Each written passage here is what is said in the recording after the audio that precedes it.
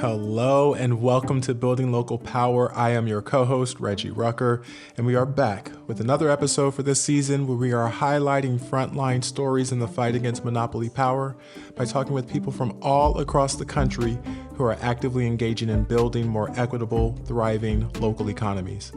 In the last episode, Aaron Johnson and Stacy Mitchell detailed the numerous positive impacts that local independent grocery stores have on communities. In this episode, we take one step back and answer the question, how does that produce even get to the grocery store? How does that sauteed onion get to your plate? Well, we take you to the small town of Glennville, Georgia, where a Vidalia onion farmer walks us through his journey of joy and trials and tribulations to becoming one of the few remaining small Vidalia onion farmers in the nation. To get into it, let me kick it over to my co-host who has yet to make me cry over the many sessions of chopping it up, Luke Gannon. What's up, Luke? I haven't, Reggie, but I have an inkling that our guest on the show today might make you shed a tear. I am Luke Gannon, and today, on Building Local Power, Shad Dasher paints a first-hand picture of what farming looks like in America. So let's dive right in.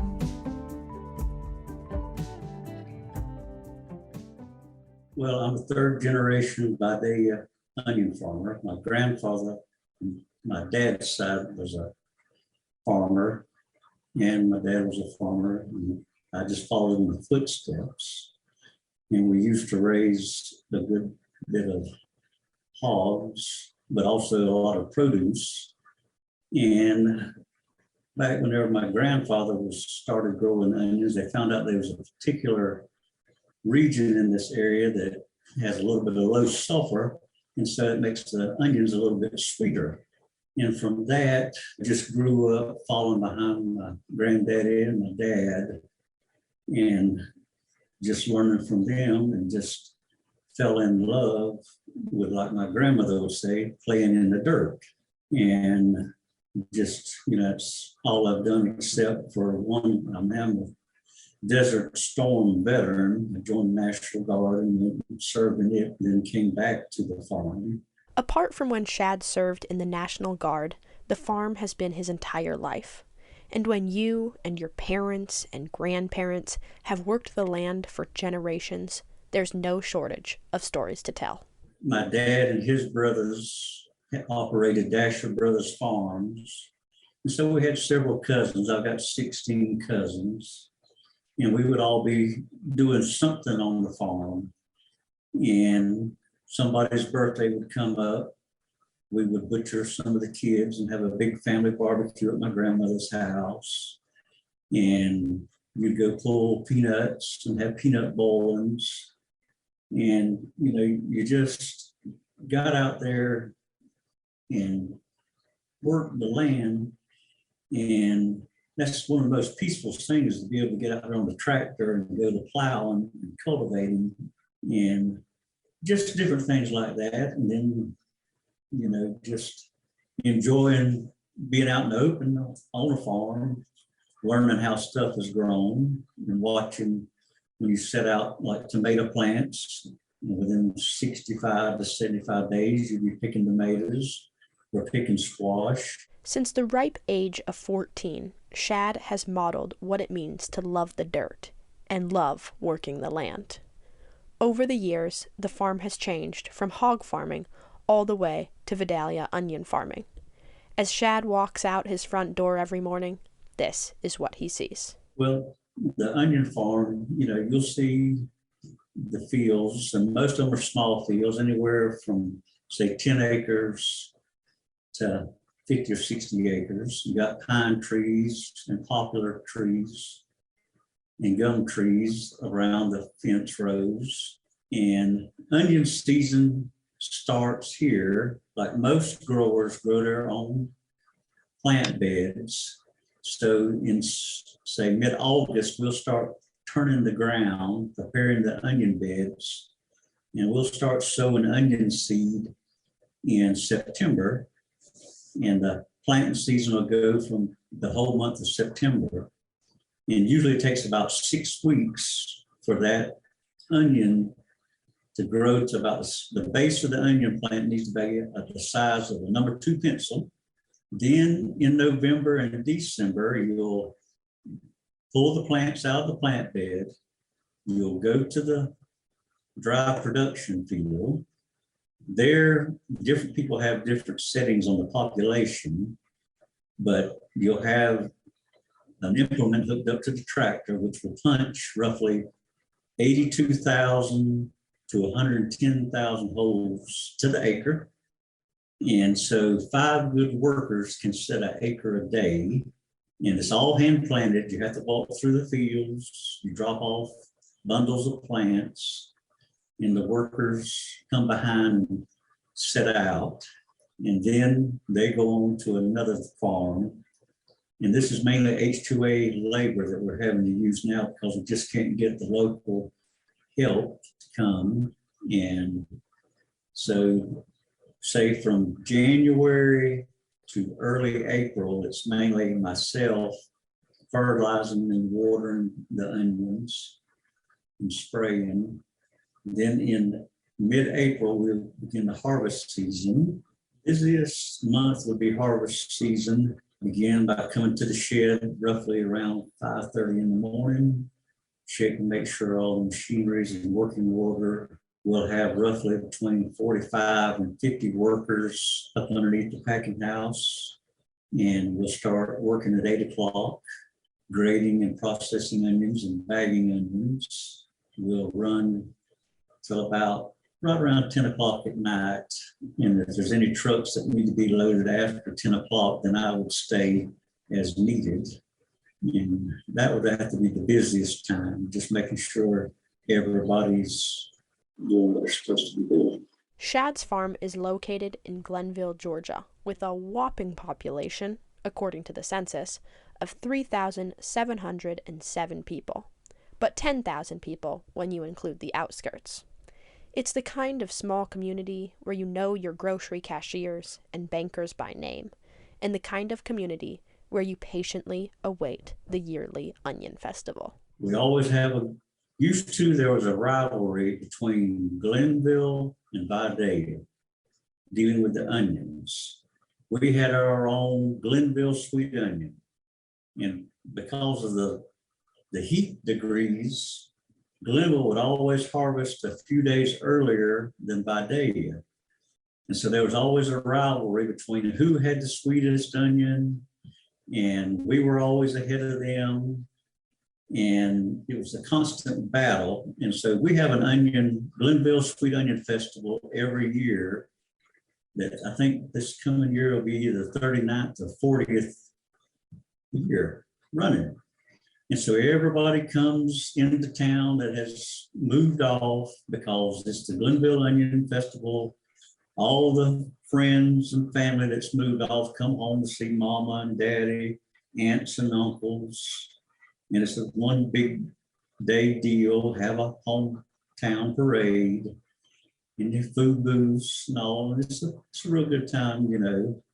And just everybody here is just local, and you get along, and very much rivalry, I would say. It's just that there's just nothing really here anymore. Kids have to move off to get a job, to be able to make a living.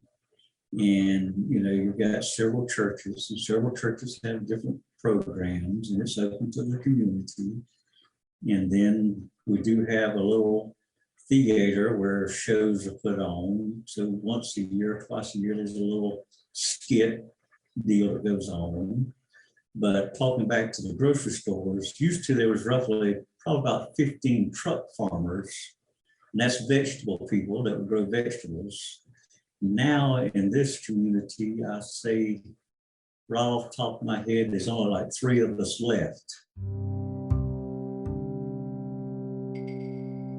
That's one thing I enjoy a lot, is being able to grow vegetables and have people that really hadn't, just like watermelons. You take watermelons now, the grocery store chains want you to cut that melon when it's 75% done. People do not know what a good homegrown watermelon is supposed to taste like. And whenever they get one, it's just like a tomato. They don't know what a homegrown tomato tastes like. But once they taste how a watermelon or a tomato is supposed to be grown, they say, man, we have never ate nothing like this before. And it's just something that's missing out in this country is just like cultivation, flower. That's a lost art. As a small farmer in America, you need a lot of hope and perseverance because a natural disaster could uproot your livelihood at any time. You got young people that are interested in getting into the farming industry. Just like myself, I have 5 children. The 3 boys, they hadn't fell in love with the dirt, but my 2 girls, if there was money for me to feel comfortable with them getting into the business and carrying on with it, I would be sure of that, because a few years back in 1996, I've got 2 brothers. They farmed with me. We had 200 acres of by-day onions. We were roughly 5 days from harvest, had one of the most beautifulest crops you would ever want to see. Went to bed with 200 acres, got up the next morning with 100 acres. A hailstorm had come through, and it looked like you just took a lawnmower and mowed the whole 100 acres down. The USDA came out and said, well, if you lost 50% of your acreage, you would get low interest loans, because at that time there was no crop insurance. And so the inspector came out, he looked at the fields, he said, you've got a 6% loss.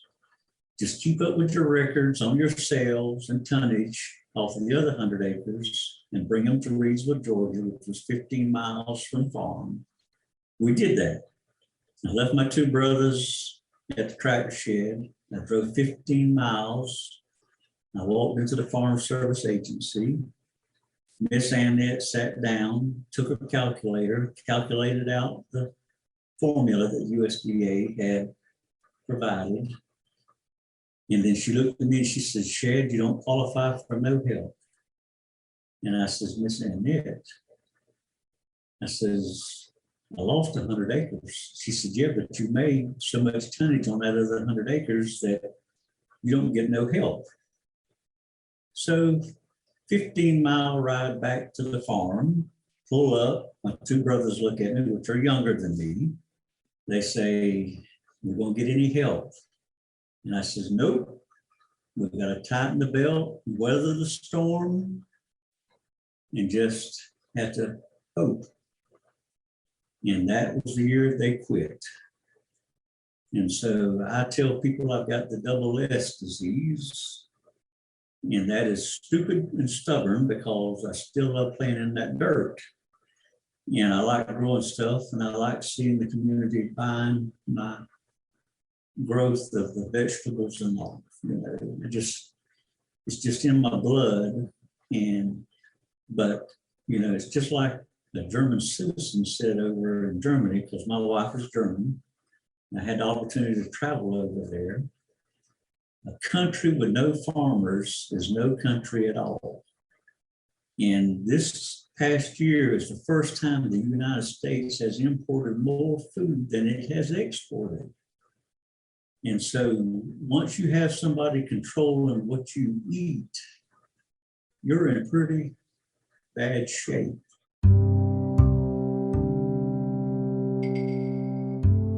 But hailstorms aren't Shad's biggest problem anymore. Now, corporate consolidation in the food and agriculture industry has put Shad's livelihood at risk. The more the corporations, the larger keep getting larger. And at one time, whenever I was in my teenage years, there were close to like 300 by-day onion farmers.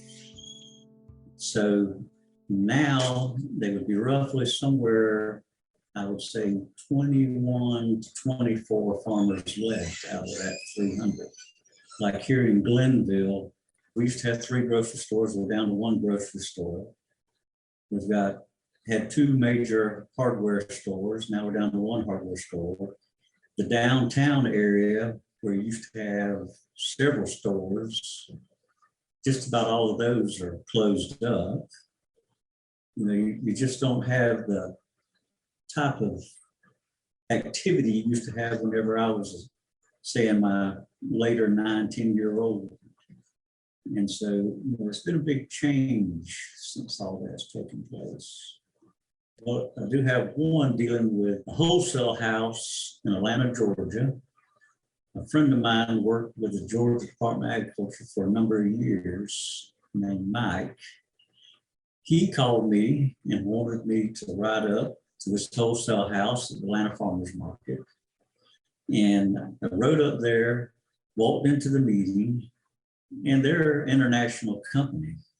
And the fellow set a box of scallop squash on the counter, half bushel box. And I don't know if you're familiar with scallop squash or not, but they're get about the size of $1 is what they were wanting picked. And it's about the thickness of an oyster shell. And he says, "How much would it cost for you to get this picked and packed, Mr. Dasher?" And I said, "Probably about $5 to $6. The gentleman went to closing up the box, said the meeting was over. And this was about 20 years ago. And I says, "Why is this meeting over with?" "Because of $5 to $6. He says, "Mr. Dasher, this box I can get picked for $1/4 in Guatemala. Put it on a ship, send it to Miami, and it'll be up here in Forest Park within 4 or 5 days. And they've got a new technology where the Ziploc bag goes over that box and it looks like it's just been picked the next day." So, if you're in the international business of bringing in produce and growing produce here in the United States, then you're going to constantly you'll have a job. But I say in the next 10 years, if you're like myself, very rarely will you see people like me, because we have no business to go to, because we're not a one-stop shop. Everything's getting consolidated. You're at the mercy of the consolidation, just like seed people. You've got 2 seed companies that come to town. And so you don't have choices to shop around. The consolidation of grocery stores used to, like going back whenever I was a teenager, when the 15 truck farmers were here, you could go to the outlying towns and pull up to the back door of a grocery store chain and sell your produce straight to the grocery store that had been picked that morning. You had it in the grocery store by 12. Now you had to send everything to a DC center, and it sits in there sometimes for 2 to 3 weeks.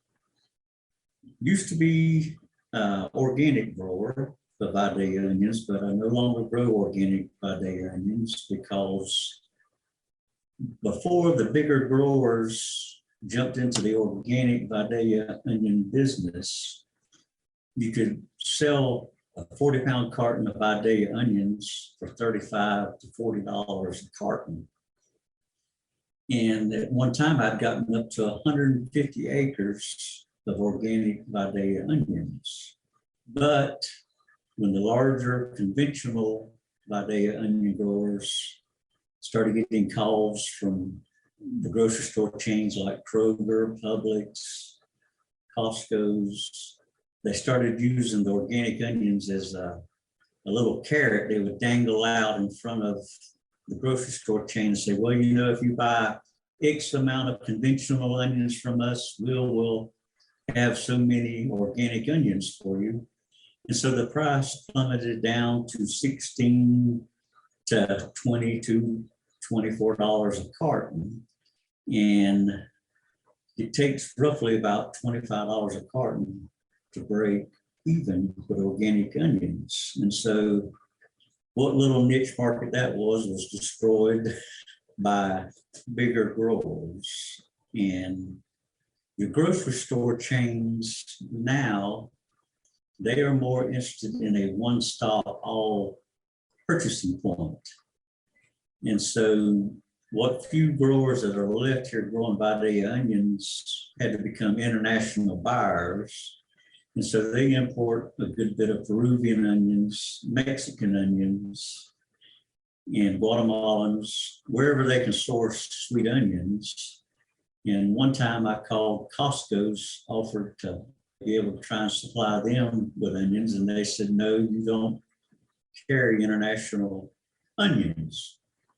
And so I even went back and says, well, what if I just repack for y'all to make a little extra money on the farm? And they said, no, we already got somebody dealing with that. And so to be a regional grower is pretty tough, and you have to find little niche markets to try and sustain yourself. In order to survive, Shad has worked with church groups, nonprofits, and local farmers markets to keep his farm afloat. The community support has been essential for his business. We do have a small farmers market located 15 miles south of Glennville in a small town called Ludowici, Georgia. And we carry a good bit of our produce down there and sell to the local communities down there, people passing by. But in terms of, let me put it this way, if I was to lose my fundraising niche, I would have to in turn either go and grow for these international, what I call international growers of day onions, and be underneath them, so like I would say a servant. Yes, sir, no, sir. And one thing about a farmer or a rancher, we're very independent. And we, just like with me, I'm a tinkerer. I'll sit there and I'll tear apart a cultivator or a planter, and I'll remodify it, trying to get the best out of it, you know. And we really hate to have somebody put, as I say, their thumb on me and say, you're going to do it this way or not. And it's the independence. When you're out there in that field, turning the ground, plowing that crop, we're out there having the crew out there, and you enjoy being out there and you enjoy it. See, that's just like for me. It's dangerous for me because farming is a job, but it's also my hobby.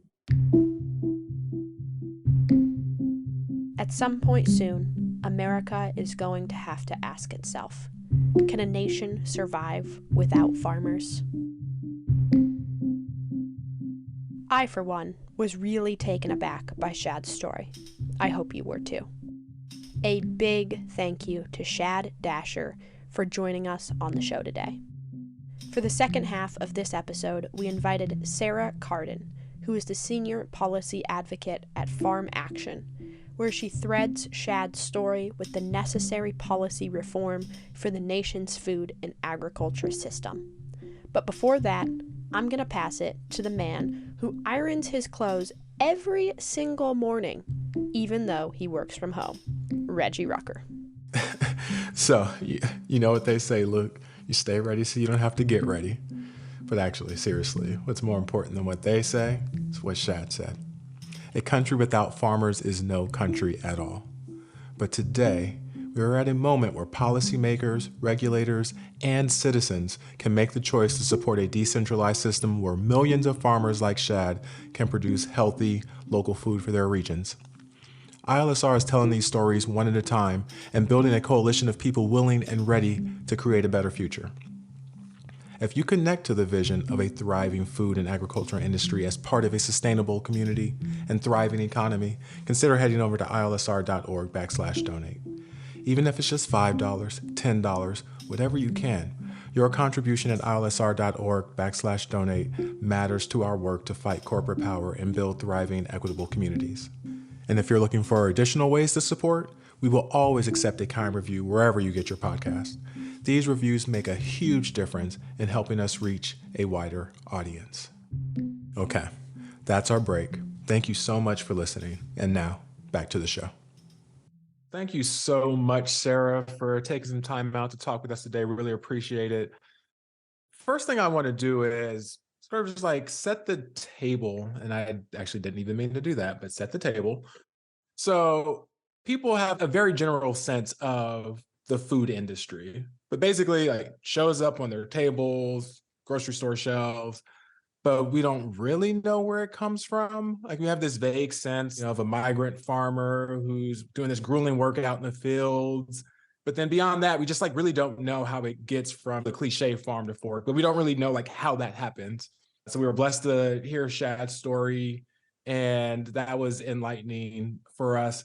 Can you tell us a little bit more about sort of that story of farmers and tell us some things about the farming community, the farming industry that most people really just wouldn't know about? Yeah, so I think what's important or interesting is that when people picture a farm, I don't think that that is in line with what farms look like today. I think there's a real dichotomy. I also, when I'm not at Farm Action, run a vegetable farm, and we encounter this all the time when we have school groups come by and they say, "Where's your barn for your animal? Where are your chickens?" Right. Like the farmscape is not sort of the old quintessential old McDonald image any longer due to various pressures. Farmland has really been vastly consolidated. Animals have been driven inside largely, and cropland has been separated from the animals. So you have different operations now. It's no longer a sort of diverse family farm homestead. They are the vast majority of our livestock, our meat and poultry is now being produced in large, densely populated confinement buildings that we advocates call CAFOs. Cropland is usually located somewhere else with a handful of farmers that are really responsible for managing thousands of acres across multiple counties. Another important thing to keep in mind when we try to picture where our food is coming from is Shad touched on how many fewer Vidalia farms are left. This is not isolated to Vidalia farmers. Farmers are going extinct. How quickly we are losing farmers is pretty staggering.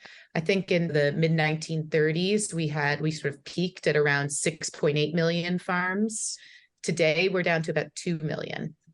And what's important to keep in mind is despite that nearly 5 million loss number, we're still farming about the same amount of acreage. It's just there's that many fewer folks Right. farming that.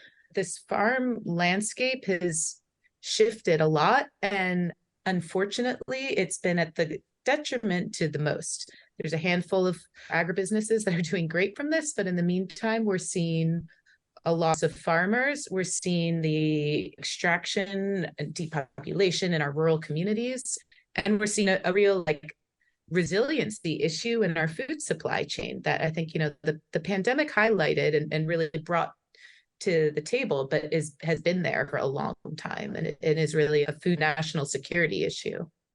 Sarah, I'm wondering if you can expand a little more on how Shad's story stacks up to other small and mid-sized farmers' stories that you've heard across the country in terms of the size of Shad's farm, the scale at which it operates, the variety. I had no idea before I talked to Shad that, there's just a Vidalia onion farmer. So can you sort of make a lay of the land of what farmers look like across the country who are not these 5 big conglomerates? Yeah. So, what's interesting is there are these big conglomerates that are really producing a lot of our food. It takes about 3% of our farms are responsible for about nearly half of the production, right? But that said, there's a lot of small farms out there. These farms are largely relying on off-farm income because they cannot compete in today's market to earn a livable wage. So there's usually multiple sources of revenue coming in to support those households. The farms that I see, when I look at the data that we are losing the fastest are the mid-size producers. They're the ones that are going extinct. There's no place for them. Their operations are too expensive, have too high of a cost, and there's just no market for them to sell into. So it's go big or go home. And then you have the small farms that can survive by getting outside jobs to live off of, and they just can, barely scrape by to keep this land in their family. Like you said, the Shad just grows Vidalia onions, which is not atypical. Most of our farms have very little crop diversity just because of the pressure to be efficient and compete on economies of scale. Shad's a little unusual in that he's at least growing a food crop for people. Most of our acreage is, especially our cropland, is now really being devoted to corn and soybeans. And this isn't corn that's ending up on your plate or in your edamame. These are going to animal feed, and a lot of it is going into an export economy. So that's not by accident. Our farm policy, and this is where like our work at Farm Action really focuses, is really driving farmers into this to produce corn and soy. There's a lot of incentives for them to continue to overproduce this commodity crop. And in the meantime, we are no longer feeding ourselves. We're importing food from other countries that we need, and we export animal feed that goes, and we export livestock that's raised in really terrible conditions that have really harmful effects for their communities. So we're really in a vulnerable position because we no longer can feed ourselves, and we are dependent on nations with which we have variable relationships with to feed us and buy our exports. So you've mentioned this sort of a couple of different ways. Earlier, you talked about this being somewhat of a national, maybe not even somewhat, it's a national security risk. And then you're talking about, our reliance on foreign nations that we've seen it in oil, and we're sort of running up against the same issues. We're reliant on dangerous actors to provide us food. So, Shad had this compelling quote: "A country without farmers is no country at all." Like, is that what he's talking about? Or can you kind of expand more on what this notion is? Like, what does it mean to you when you hear this phrase, like a country without farmers is no country at all? It brings up a lot of emotion, honestly. Yeah, I mean, this you sort of touched on a number of different things in that, and it's sort of loaded. But when you bring that up, our farmers are losing control of the land, right? Like they are being driven off the land, and there's a lot of data on the growing average age of the American farmer, that the next generation of farmers cannot access farmland because they're being forced to compete against investment firms and foreign countries and other folks who see farmland as an investment opportunity to grow and diversify their portfolios. They lease the land back to farmers, but farmers are no longer the driver. It's this concept of absentee ownership. So like an example of, just because you're leasing the farmland back, there's a change in that. So, if you're passing down this piece of land for generations, you have a very invested interest in how this land is what it's going to look like in 10 years, in 20 years, in 50 years. If you're farming this land for somebody who's given you a 3, 5, 10-year lease contract, like, your interests are going to be different, right? So you're going to farm it differently. What you're going to farm is going to be different. What kind of investments you're going to make in that land is going to be different. So we are just increasingly, every year, we have fewer farmers growing food for their communities. And that can mean things like what Shad is doing. It can mean folks who are raising livestock that they can sell then to their local independent grocer that goes back into their community. That can mean folks like myself that do more of like a diversified vegetable. We lose these people every year. More and more farmland goes into this corn, soybean overproduction of commodity. And as a result, now USDA is now predicting a record high trade deficit in 2023. So think about that. Like, we think of ourselves as this huge agricultural powerhouse in America, but we're actually now importing more food than we are exporting. And moreover, what we're importing is the food we eat. We are no longer feeding ourselves. So, sort of on Shad's point, like, we are on that track to be a country that has no farmers. So, Sarah, you've said we've gone from 6.8 million farmers to we're down to 2 million now. We're losing farmland every year. So I want to know, how did we get here? Can you give a brief history of what has happened in terms of consolidation in the agriculture and farming industry in the last decade? Yeah, can I back it up just like a little bit further than the decade to sort of set the stage? Of course. Because this didn't start a decade ago. This kind of has been And consolidation pressures are not unique to farming and agriculture. We've seen them across industries. A really important turning point is in the 80s during the Reagan administration. There was a shift. It's called the Chicago School of Antitrust.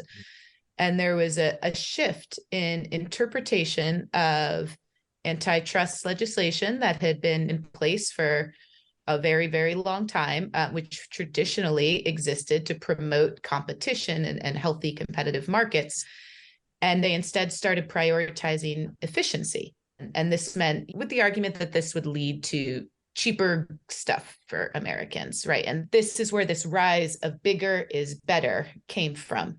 And so starting around then, if you look back over time, you see a really significant shift and a lack of enforcement of antitrust legislation. And with that, a rise and a huge rise in mergers and acquisitions. And we see industries consolidating across the spectrum, and you see it everywhere, and not just food and ag, although food and ag does feel like one of those industries where it's just really egregious.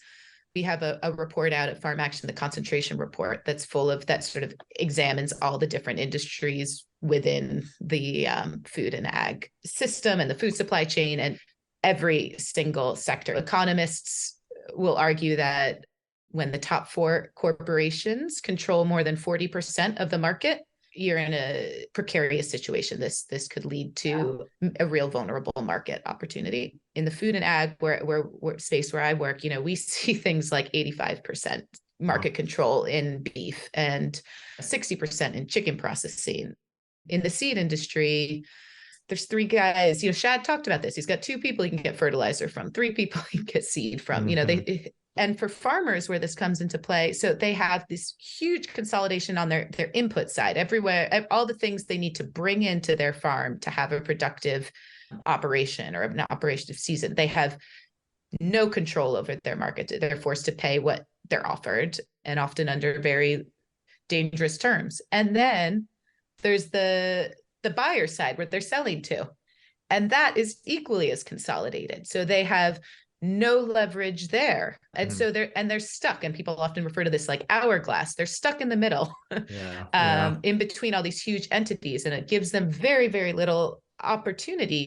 And you see just these terrible statistics about, suicide rates being triple in farmers, because they just, they're looking at these operations and they have no place where they can make active changes to improve their numbers, because the market is no longer competitive. They just have no more, in vast majority of these operations.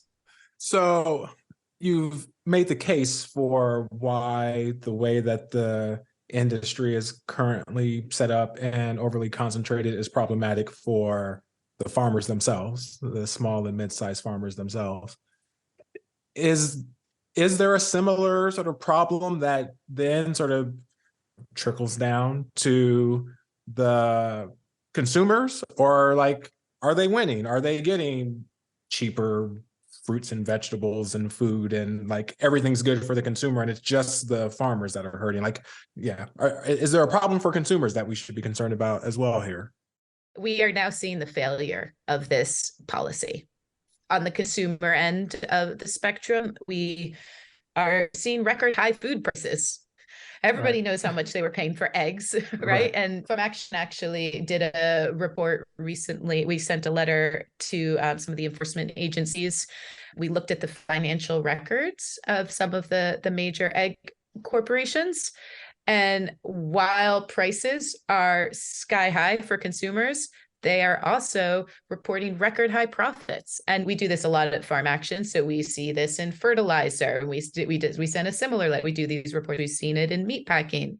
So because the market is no longer competitive and is controlled in all these different markets by 2, 3, maybe 4 large corporations, they're able to, under the guise of various different emergency supply chain issues or avian flu in the egg case, these issues are real, but they use it to drive up their prices way higher than they need to. And they can coordinate pretty easily, because it's only 2 or 3 guys, whether they're explicitly having a phone call or they're all just know to watch each other's prices and take advantage of these markets together. A really great example of that was back in 2019. I don't know if you remember, there was a Tyson meatpacking plant over in Holcomb, Kansas that caught fire and was forced to shut down.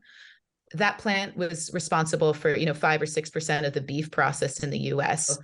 The fire happens on a Friday.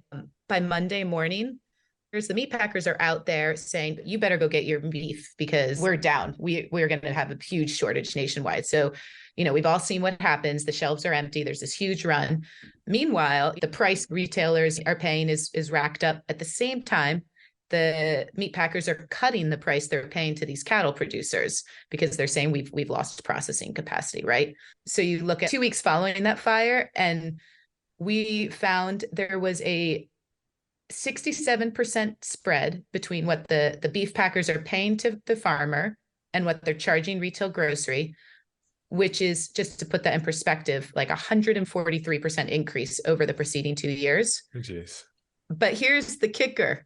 If you look at the 3 weeks that followed that fire, the beef industry actually slaughtered 5,000 more cattle than the 3 weeks prior to the fire. So they had the processing capacity. Right. It's all right. So they're consuming there. And then we all saw, and maybe I'm getting too much into this, but we all saw, when you only have a handful of entities responsible for such a huge portion of your food supply, not only can they manipulate prices, but there's a real resiliency issue there, right? We saw that within infant formula, when that one plant shuttered, and parents and families are still having trouble feeding their babies. So yeah, there's definitely a consumer side to this. Yeah, Sarah, you've done a great job of detailing that. It is very clear that we have a problem. And it's not just for consumers, it's for farmers, it's for people across the board. So I'm curious if there are policies at our disposal that we could implement to create a fairer playing field in the farming sector. Yes, there's a number of different policies that we at Farm Action are supporting and advocating for. Senators Booker and Warren have both introduced forms of legislation that call for, merger moratoriums. Senator Booker's is specific to the agribusiness space, and Senator Warren's is a little broader, but that would essentially just call for no more giant mega mergers, right? The Senator Warren's also includes a really important look back provision, which re-examines past mergers. The DOJ and the FTC, who are really our main antitrust sort of watchdogs, have expressed an interest. I think there's a lot more recognition to this failed antitrust policy that we're seeing, and they're expressing an interest in stronger enforcement. So this would give them the authority to re-examine past mergers, which of the past 20 years that have been harmful. But there's also other ways that we talk about leveling the playing field for farmers. Driving supports. Right now, the vast majority of our farm supports are really sucked up by certain types of farmers, and also this corn soybean production model, and by larger farmers. And so we work a lot with in the farming world, redirecting those resources so that more folks are supported, more folks can farming different types of people, farming different types of crops to introduce diversity of crops, diversity of farmers, diversity of production models, right? And so redistributing these resources is another way.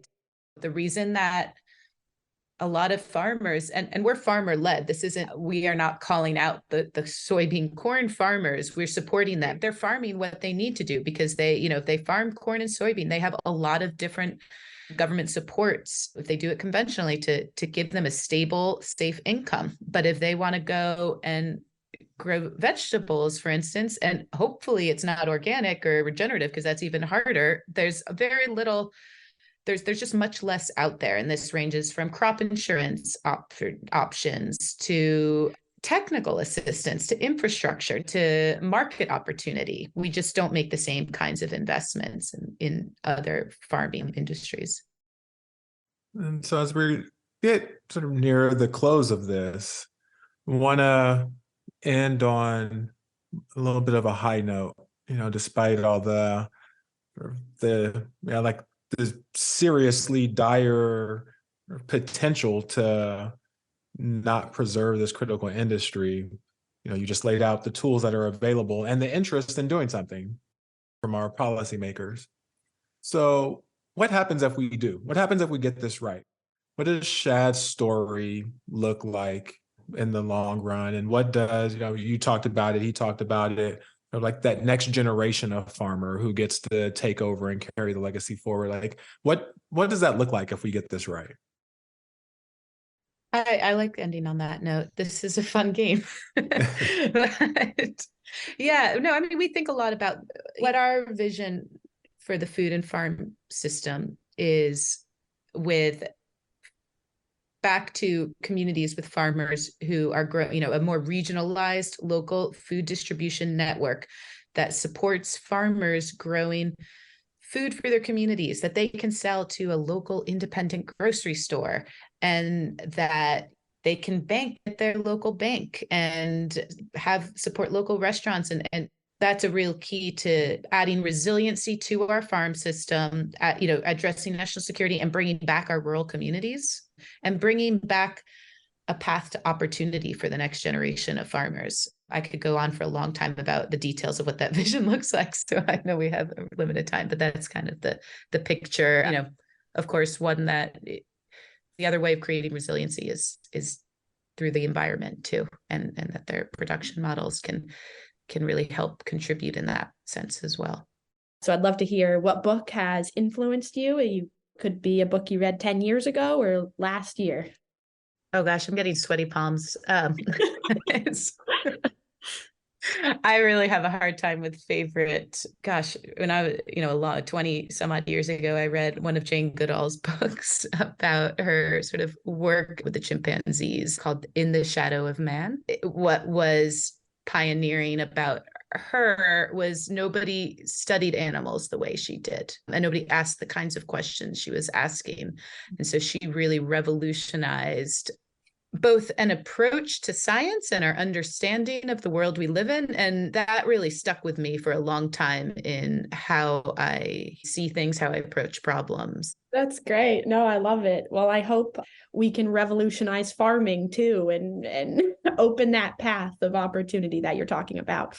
So those are all of the questions from us. We cannot thank you enough, Sarah, for being on the show today and giving us your time. Not wanting to be ageist, I'm realizing that Luke always uses 10 years ago as if that's a long time ago. And when you become, when you get to be my age, at least I'll speak for myself, 10 years ago was like yesterday. And it's like, that's not that long ago. Well, thank you so much, Sarah, for this thoughtful and wonderful conversation and for joining us on the show today. Thank you to all of our listeners for tuning in to this episode of Building Local Power. You can find links to everything discussed today by going to ilsr.org and clicking on the show page for this episode. That is ilsr.org. And if you like this podcast, please share it with all of your family, your friends, the people that follow you on social media because you're such a great follow, everyone. And remember, all of your reviews, likes, and donations help produce this podcast and support the research and resources that we make available to the public on our website. This show is produced by Luke Gannon and me, Reggie Rucker. This podcast is edited by Drew Birschbach and Luke Gannon. Our theme music for the season is composed by ILSR's communications manager, Andrew Frank. Thank you for listening to Building Local Power.